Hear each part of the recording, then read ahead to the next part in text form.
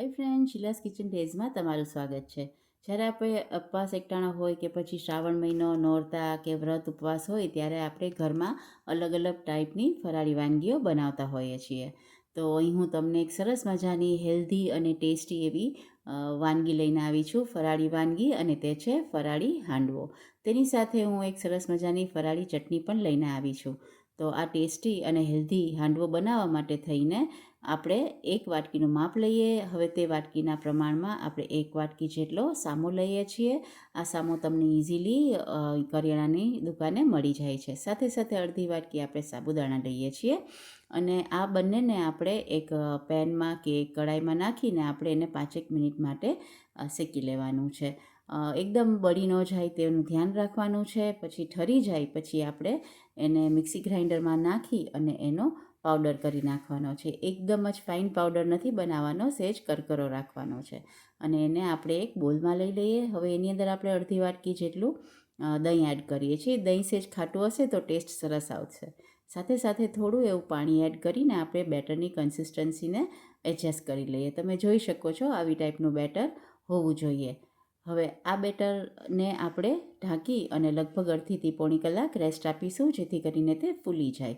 તે દરમિયાન આપણે ચટણી બનાવી લઈએ. તેના માટે અહીં મેં ટોપરાનું ખમણ, આદું, મરચાં, સિંગદાણા, જીરું, કોથમીર, લીમડો અને ટમેટાં આ બધી સામગ્રી લીધી છે અને તેને આપણે મિક્સી જારની અંદર બધું એડ કરી દઈએ.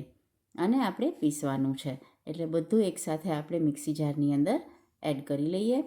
એની અંદર આપણે નાખીશું મીઠું સ્વાદ પ્રમાણે. તમે સિંધો પણ નાખી શકો છો. સાથે આપણે લીંબુનો રસ, થોડી એવી ખાંડ, ખટાશ બેલેન્સ કરવા પૂરતું જ નાખવાનું છે અને એને આપણે પીસી લઈએ.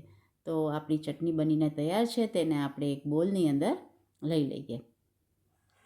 હવે આ ચટણી તૈયાર છે. તમે આમનેમ પણ લઈ શકો છો અને તમે ઈચ્છો તો વઘાર પણ કરી શકો છો. હું આમાં વઘાર કરીશ.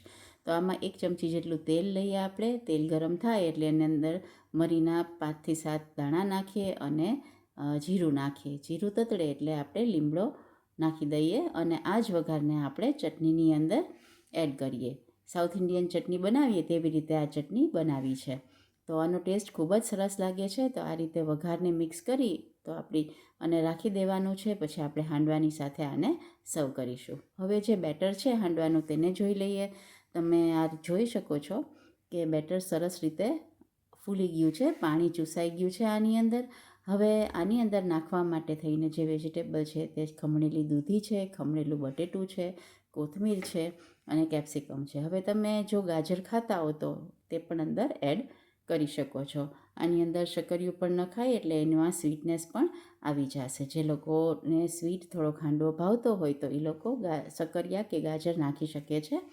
અને આને આપણે મિક્સ કરી લઈએ બેટરની અંદર. હવે આની અંદર આપણે બીજા મસાલા કરીએ, જેમ કે આ આદુ મરચાં છે વાટેલા, સાથે સિંગદાણાનો ભૂકો છે, શેકેલા સિંગદાણાનો ભૂકો 3 થી 4 ચમચી, પછી મરી પાવડર એડ કરવાનું છે અને સ્વાદ પ્રમાણે સિંધવ કે મીઠું આપણે આની અંદર એડ કરવાનું છે અને સાથે નાખીશું મરીનો પાવડર અને એને ચલાવી લઈએ. થોડાક આપણે સફેદ તલ પણ એડ કરી લઈએ આની અંદર. અને હવે આ બેટરમાં આપણે જીરું અને લીમડાનો વઘાર કર્યો છે. તમે જો એ ન ઈચ્છતા હોય વઘાર તો પછી તમે અવોઇડ પણ કરી શકો છો. અને આ બેટરને એકદમ સરસ રીતે મિક્સ કરી લેવાનું અને આ ટાઈપનું આપણું બેટર હોવું જોઈએ. આ બેટર થોડુંક પતલું હોય તો પણ વાંધો નહીં, આપણે એ ફૂલી જશે કુકિંગમાં. હવે આની અંદર હું ફ્રૂટ સોલ્ટ નાખું છું. તમે સોડાનો ઉપયોગ પણ કરી શકો છો. અને આ રીતે ફ્રૂટ સોલ્ટ અંદર એડ કરી અને એકદમ જ સરસ રીતે આ બેટરને આપણે ફીણી લેવાનું છે. આપણે ઈનો કે ફ્રૂટ સોલ્ટ અંદર નાખશું એટલે સરસ બબલ્સ થશે. હવે એક બાજુ એ કઢાઈ આપણે ગરમ કરવાની છે. એને તેલ નાખી અને થોડું એવા તલ નાખી દેશું અને જે બેટર આપણે તૈયાર કર્યું છે ઈનો નાખેલું કે ફ્રૂટ સોલ્ટ નાખેલું, તે બેટર આપણે અંદર પાથરી લેશું. તમારે જેવડી સાઇઝનું જોતું હોય એટલું બેટર નાખી અને આપણે તેલ નાખી અને કવર કરીને કૂક કરવાનું છે. હવે તમે આ જ બેટરને તમે નોનસ્ટિકમાં પણ આ રીતે બનાવી શકો છો. નોનસ્ટિકમાં પ્રમાણમાં તેલ ઓછું જોશે એટલે તમે એ ટાઈપનું પણ કરી શકો છો. તેને પણ ઢાંકીને આપણે બંને સાઈડ કૂક કરવાનું છે. હવે જે પહેલાં કઢાઈમાં જે નાખ્યું હતું તે હાંડવો એક સાઈડ એકદમ સરસ રીતે ચડી ગયો છે, તો આપણે તેને કાઢી અને આપણે એને પલટાવી લેવાનો છે, જેથી કરીને બીજી બાજુ પણ સરસ રીતે કૂક થઈ જાય.